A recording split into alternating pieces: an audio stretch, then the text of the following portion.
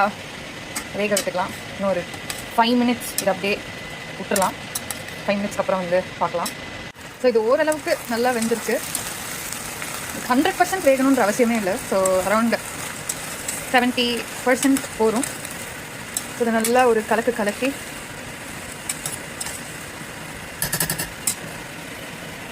So நான் இப்போ 2 cup அரிசி 1 கப் பருப்பு போட்டதுனால 5 கப்பு தண்ணி இதில் விட்டு நல்லா கொதிக்க விடுவோம்.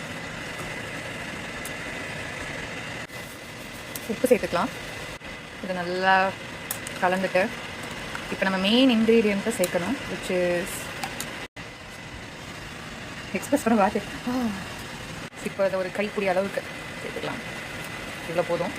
First 1 spoon Kashmiri chilli powder கலருக்காக அண்ட் 1 ஸ்பூன் தனியாத்தூள்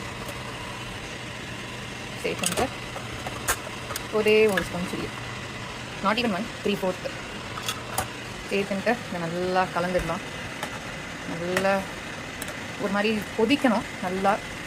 அதுக்கப்புறம் சாதத்தையும் பருப்பையும் கலந்துட்டு ரெடி. ஃபைனலி நம்ம சாதத்தையும் போட்டாச்சு, சாதம் பருப்பையும். இப்போ ஒரே ஒரு லாஸ்ட் ஸ்டெப்பு என்னென்னா, சாம்பார் பொடி இருக்கு இல்லையா, ஸோ ரீசெண்டாக அப்பா ஒன்று அமைச்சிருந்தான், வேறு லெவல். ஸோ அது கொஞ்சோண்டு நாட் ஈவன் 2 ஸ்பூன்ஸ் பார்த்தீங்கன்னா. ஸோ அதை போட்டுட்டு நல்லா கலக்கி விட்டுடலாம். வேணும்னா இந்த பட்டர், வீகன் பட்டரை கடைசியில் சேர்த்துக்கலாம், இல்லாட்டி it is completely optional. Meanwhile நம்ம சைடை ரெடி பண்ணிடலாம். ஸோ 2 அப்பளம் இதை வந்து வச்சுட்டு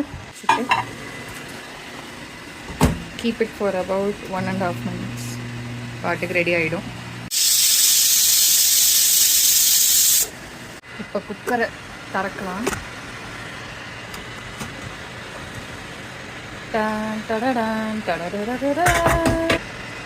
நல்லா வெந்திருக்கு.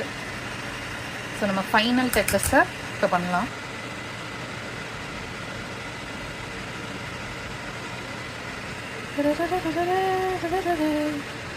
முடிந்து விட்டது.